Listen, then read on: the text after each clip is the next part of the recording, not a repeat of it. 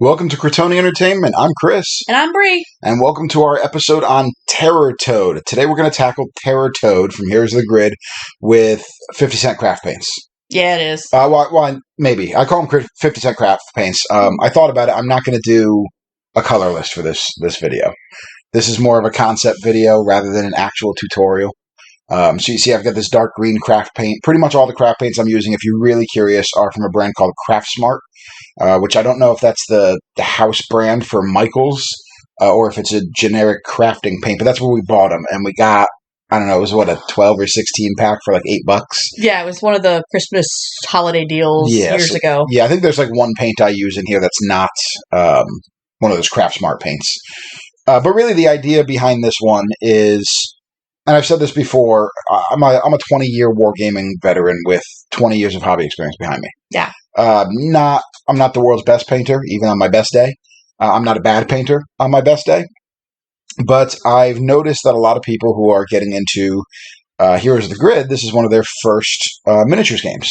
Right, well, their first attempts at painting, too. And their first attempts at painting, their first hobby miniatures game.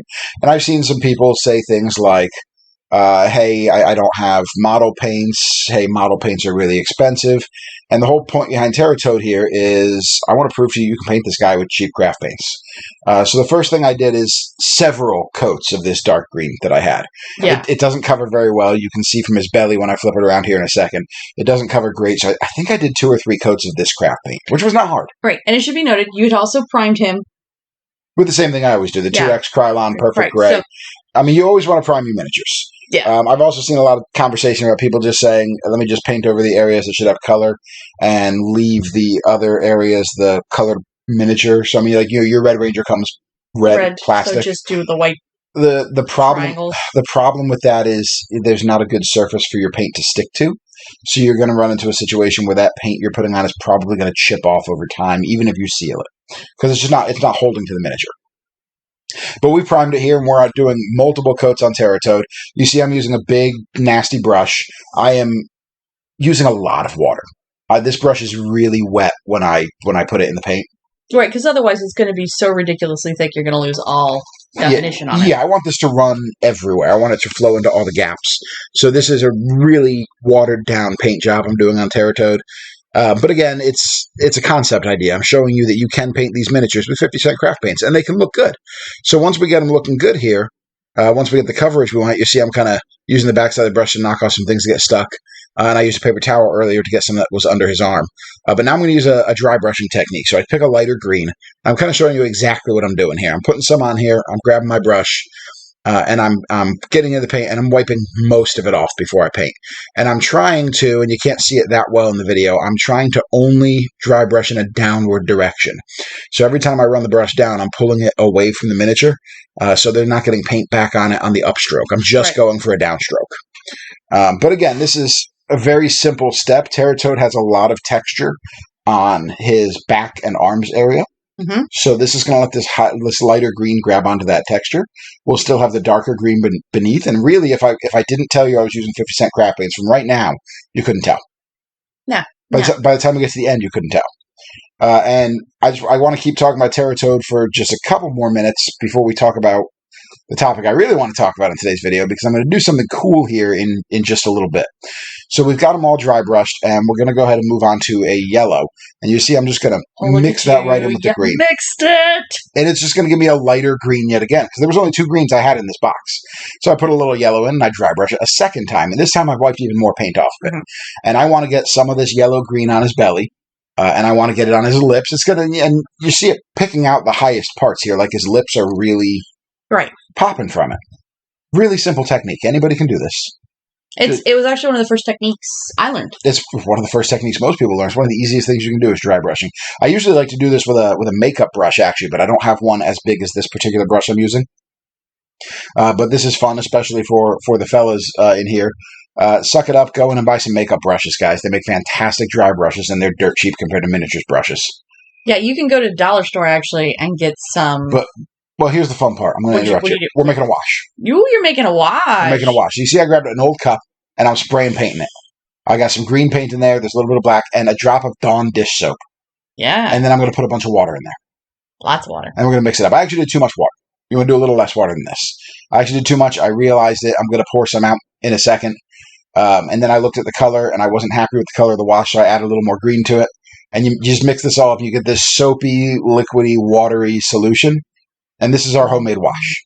It's not drastically going to change the color of Terratoad, but it is going to seep into the recesses. And this soap actually is almost acting as a binder, which is going to help further paints go on as well. And he'll have a nice, clean, fresh scent. He'll have a clean, fresh scent. But that's the key thing I wanted you to take away from this is mixing your own wash. Experiment with your own viscosities. But you can make your own washes with pretty much any colors you want, mixed with water and a little bit of dish soap. One of the common ones I'll do for like painting terrain is going to be like a black and some brown and some green all in one thing to make a nice muddy wash. And then you can do dry brushing as well with smaller brushes as well. And that's what I'm doing with Terratoad's belly here. But the topic I really think we should touch on today, especially since this is a longer video, let's talk about hobby elitism. Oof. It is a problem in almost every store I've ever visited. There's always a clique of those gamers. So let's kind of define what we're talking about. When I say hobby elitism, I'm talking about the group of people you'll encounter at a gaming store or you'll encounter on the internet for whom nothing you do is good enough for them. Right. You didn't use a wet blend technique. You didn't use a wet palette. You didn't use $14 oil paints. You didn't use nobody got time for that. A pure synthetic brush, the $50 brush. I didn't say the airbrush. Yeah, well, see, I have an airbrush. I have yet to use it. But I have one. But I don't say, oh man, you have to use an airbrush. It's the only way to paint things. Nobody got time to necessarily doing an airbrush every time on every model. I don't believe that, and I'm being overly broad when I say hobby elitist as well, because there are a lot of very, very talented painters you can find on the internet who are not really elitists. They are encouraging to people. They do say, hey, we want to see people succeed. We want to see people enjoy their hobby. But I think without realizing it, they come off as elitist and scare people away. And a lot of the people who are working to get to their level get scared away by them as well. And it's because they're so good. Yeah. It makes people just coming into the hobby feel like if they can't reach that standard quickly, then they're not doing a hobby right. And this is a hobby game. Right. This applies to wargaming. This can apply to D&D if you're a miniature or terrain user for D&D. This game obviously has miniatures, and I think it's a problem. And that's the whole point of this video. I'm showing you that we can do a model with 50-cent craft plates, and he's going to look good at the end.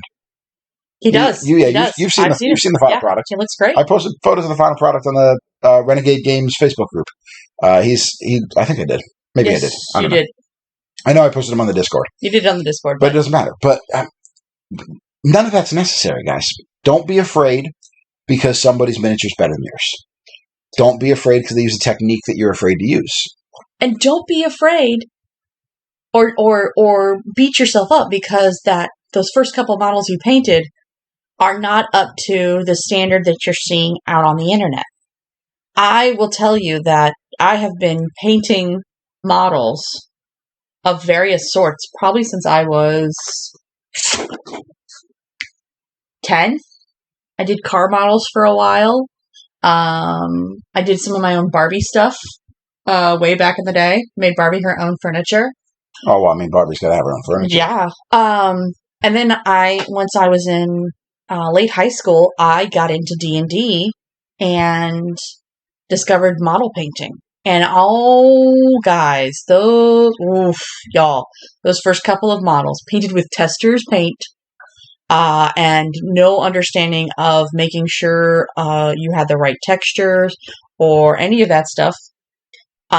It fell apart, man. Some of those early models are bad, and they have been since stripped because I have no shame in my game, and I'm like, I love this model, but I'm actually glad you said that because you know what I regret? I regret that I have since painted over my first models. You've repainted over your first models at least 5 times. No, you're not the ones you're thinking about. You're thinking of something. Okay. The very first model I ever painted was a Warhammer Fantasy 6th edition, the static pose starter box spearman. Oh, no, that went well. That was the first one I ever painted. It was terrible. My paint was too thick. I had no concept of highlighting or shading. And I got brutalized. I got brutalized at a shop by one person in particular who was just being a jerk about it. And, everybody else, I went in, I was starting to put painted models on the table, and everybody was like, hey, man, you're getting them painted. That's fantastic. And there was that guy in the shop. Always. Who walked over and, well, you did this wrong. You did this wrong. You did this wrong. And at the time, it brutalizes you. I was 16. Yeah. I was 16. It brutalizes you because you're like, oh, man, can't believe I screwed this miniature up. And I have since stripped that model and repainted it much better. I wish I never did. I wish he was sitting on my painting desk right now. So we could show. So I could pick him up and look at him every once in a while. And your skill's going to develop. If you paint miniatures, your skill's going to get better. Yeah. And you're going to have plateaus, and you're going to have drops in ability. You're going to have rises in ability, but you're always going to improve ultimately. Yeah. And I mean, you don't have to master every technique. I've met people who have painted for a year and they're winning big competitions. I've won a few small painting competitions. I wouldn't even rank in some of the big ones. But I've met people who have painted for 6 months or a year who are scoring, who are placing first, second, or third in major tournaments. And then you have guys who have painted for 40 years who never will. I've been painting for 20 years, and I've made my first wet palette 2 days ago. Yeah. I've never used a wet palette before now. I always did my own technique of a palette with water in it and dip a brush in water, then dip a brush in paint. I have now made a wet palette, and I started experimenting with it this morning, actually. I painted an Aragorn figure from the Lord of the Rings line. Yeah. And I'm happy with it. It came out nice, but it's certainly not the blending it could be. And I'll keep working on it a little bit. And it's a change in your style of painting. Absolutely. Well, before we get into that, here's a blending I'm doing. So what I did is you see kind of in the webbing on his ear fins. Head fins. I mixed some red paint into the black paint, and I'm going to do this a couple of times. So I'm going to leave the black at the closest area to his head, and then I add a little more of that dark red, and then I'm going to keep going towards the tips as you'll see. Yeah. And I did that because I only have one red. I couldn't do any highlights. I don't have a real true wash other than the one I made. I can't create shading. So I decided to do something fun with it. You can see how much black I'm leaving there. Oh, yeah. Just having some fun with, 50-cent craft paints. And that's the other thing I think a hobby elitist will kind of steer you away from is do not ever be afraid to buy a model, watch a video, and try something. Because you will learn more from your failures. We talk about this with gaming in general. Yep. You will learn more from losing, from your failures, from the models that you get done with it. And you go, oh, sweet, merciful, you're hideous. But you know what? I learned something. Because, and this is something I've had to work very hard on, in hobbying, in crafting. Because, of course, I'm also a crafter outside of every other, thing I pick up in my life. Try a new technique. See how it comes out. If at first it doesn't succeed, but you still feel like you learned something, do it again. And if you didn't like it, don't do it again. Yeah. If you're like, this is just tedious and stupid, don't do it again. If it's not for you, it's not for you. Do not let anybody shame you for it not being you. Well, you know what helps? Sometimes it helps to paint with somebody. Yeah.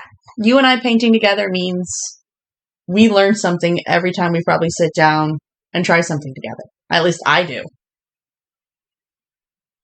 Okay. I'm not saying I don't learn anything. I just can't remember the last time we talked about technique when we were painting. Yeah, I mean, okay. It's, well, actually, we did the last time we sat down and painted. Did we? Well, you don't sit down and paint with me enough. But what I want to do, and actually this is a nice segue that kind of came up organically, as I mentioned in every video, I'm constantly thinking of features to add to the channel, and I have 2 more videos lined up that you and I need to do some voiceovers for that are non-Heroes of the Grid miniatures. Oh, okay. I took part in the Paint Slam 21 Pride Roulette Challenge. That was definitely interesting. I had to make some random rolls on a chart, and then with those random rolls, I had to showcase colors on a miniature. Oh. And I rolled up red, pink, and yellow. Which are not colors that should usually ever be together. And it was all based off of the Pride flag. It was for June Pride Month. I really should have gotten the video up, last month. I didn't. I did paint the miniature last month. Well, we had some family things that kind of wrecked the end of June. I mentioned those in the last video in the intro there, that we had some issues. But that's all out of the way at this point, thankfully. Yes. So we'll get that video up here soon. I also have a video I've been sitting on for quite a while, and it was a terrain piece I made. And I've seen some people for Heroes of the Grid do terrain pieces where they. I've seen some 3D printed Command Center dice trays. I've seen some people get 3D prints of consoles and whatnot to be like Command Center things. And you're probably hearing our dog whining in the background. He has major FOMO. We keep him out of this room whenever we do recordings, so you don't hear the click-clack of claws on our hard floors. And he's standing over by the gate that we use to keep him out, whining right now because he's coming off a hard weekend. July 4th weekend is always very hard for puppies, and since ours are both rescue babies, he's a crybaby. He is not great about loud boom booms. It's not like the thunder boom booms. But anyway, so I have those videos coming up. But one of the things I want to do, because I'm constantly talking about expanding the content, is I want to paint with everybody who watches the show. Ooh, paint the model. And I think what I might showcase and try is, and I talked about this with you, doing kind of more of a podcast format thing, because that's what we've been doing on these painting videos, especially this one. We're not really talking about the technique of Terratoad here, because it's pretty basic. You're seeing me put color down, you're seeing me apply it to parts of the miniature. You are going to see some mixing technique here shortly in this brown, because I'm going to turn this brown into the lighter color bone for like his claws and his teeth and whatnot. And I'm just going to do that by adding white, so there's your spoiler on the technique right there. Because, as anybody who's ever played with a color wheel will tell you, adding white and black to any color just shifts your tones enough. And I'm just doing it to create depth of tone. I mean, I could just paint it with this brown and say, hey, these claws are painted, but I don't want to do that. So I leave the parts closest to his flesh, the darker color, and do the lighter over it. And as Chris always says, if the techniques, the dry brushing techniques, or any of some of the blending techniques seem like a bit too much for you and you're not ready to try them, you got paint on the model, you did basic colors, congratulations, you painted a model. Good job! Well, I mean, somebody made a meme of it not that long ago. I don't remember who. I don't remember where I saw it first. It was that Pirates of the Caribbean, where the British officers captured Jack Sparrow, and they say, oh, you're the worst pirate we've ever heard of. And he says, but you have heard of me. I've seen that applied to painted miniatures. You know, that guy who doesn't paint his figures at the game store comes in and says, oh, those are the worst painted models I've ever seen. Well, yeah, you know what? They're painted. Yeah. Where are yours, buddy? Shut up. We used to have a buddy many, many moons ago that was not a hobbyist when he came into playing games. He just wanted to game. And so he built his models and then left them in that lovely shades of gray. Shade of plastic gray. I have a problem with that. And here's why. Not that they're gray. I don't have a problem that he doesn't paint them. For me, I spend way too much on miniatures. He spent a lot on miniatures too. Yes, he did. I don't mind spending a lot of miniatures because I always have, even though it doesn't always happen, I have the intent on painting them. He never even intended it and just kept pouring money into it. But that's his hobby. That's okay. That's what he wants to do. I couldn't do it for myself. Oh, really? So all of that uncut sprue behind you I intend to paint it. One day I get to retire, maybe, and that's what I'll do. You're a millennial. You're never retiring. I'll do that with my retirement, is paint miniatures. You're never retiring. You're a millennial. Well, if I'm lucky, you'll die first, and I can paint miniatures until I die. So, and then I can be buried with the miniatures instead of you. We're going to have to build you like a whole sarcophagus, man. You're going to have to get a mausoleum with booby traps. Yeah. You step on the wrong booby trap and you step on sharp plastic spears. All of a sudden, dark elves pop up out of the garage. The old Warhammer 6th edition dark elves with the sharpest plastic spears ever. I had one go through my finger one time. It was like it went through at an angle, came in one side of the flesh, and came out the other side of the flesh. It was bizarre. I remember one night when we were on the phone, we were first dating, and you dropped a dark elf, and you're like, oh, I'm going to find it with my foot later. Yeah, it hurts. Anyway, I didn't even finish what I was saying. I want to paint with you guys. And how do I want to paint with you guys? I don't know if it's going to be next week or even the week after, but I'm thinking about just setting up a camera over my paint table. Not particularly in focus or anything, not like we do for these videos where I'm showing you up-close technique, but just setting one up over my paint table and letting it run for an hour and a half once a week and then you and I sit down and record just our general thoughts while that plays in the background. And it'd be a great video for somebody who sits in their house and paints alone to just turn it on and have somebody talking at them while they're painting. So, like painting lo-fi? It's like painting lo-fi? I don't know what that means. Okay, no, my God.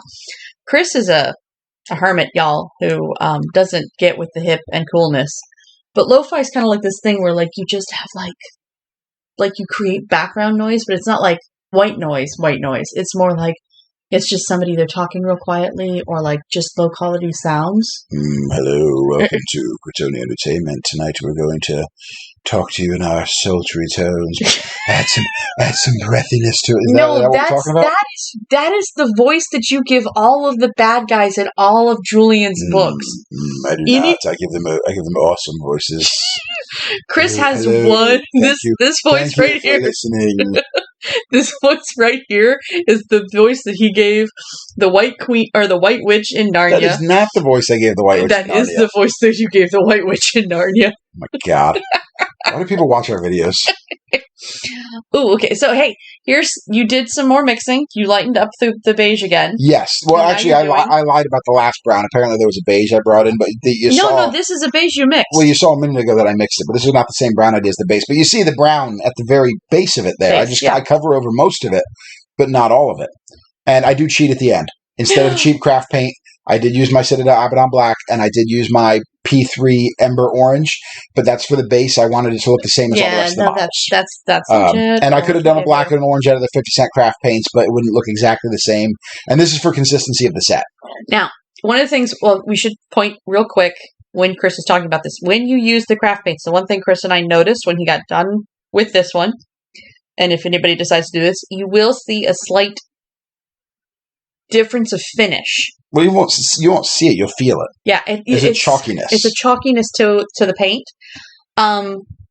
Seal it like usual, and it doesn't completely go away, but at least you don't have the fear that, oh my goodness, my model's going to flake off. It's pretty much gone now. It's pretty much gone. Okay, there you go. We talked about sealing before. I used the Krylon 2X clear matte varnish for mine. It's like $4 a can. And I can seal a whole bunch of minis with one can. Some people use model sealer. I think Citadel used to have one called Ard Coat. I don't know if it's still called Ard Coat or not. But that's like $18 a can, and it does the same stuff. Hey, nobody got time for $18 a can and nothing. It does the same stuff. Nope. So anyway, the moral of the story is now that we've rambled and ranted for 24 minutes about saying, hey, don't let people drag you down. Don't get scared because somebody's using an airbrush. Don't be discouraged because you think somebody's painting better than you are and you may or may not have the same amount of time in the hobby. None of that matters. You're running your own race. You're not running anybody else's race. Get paint on models and you'll be miles ahead of everybody else. And hopefully, hang out with us, watch our videos, enjoy what we're doing along the way, and try some of our basic techniques if you like them. Yeah. And hey, if anybody ever has a question about, Chris and Bree, what do you guys think of like doing this kind of technique? Throw it on our little messagey area there at the bottom. Put it in the comments, or actually reach out to me on Twitter at CritonyEnt, CritonyEnt. I just opened a Twitter account for the channel, and I'm going to open a Discord account for the YouTube channel here sometime soon as well. And actually, you're going to have a Instagram. Yes, Bree is going to be spearheading an Instagram here soon. So anyway, that's basically going to wrap up our Terratoad. As you see, we got a cool model with some nice fades into the different colors off of simple techniques and 50-cent paints here, guys. Yeah. Craft paints. Craft paints. Yeah, let's call them that. Craft paints. But you can do this with anything, guys. Thank you for watching another episode of Morphin Monday. Like and subscribe for more content. Hit the bell for notification, and a link to the Twitter will be in the description below. Feel free to follow us and start engaging with us on there. We'd love to see pictures of your models. Absolutely. Good night, everyone. Good night.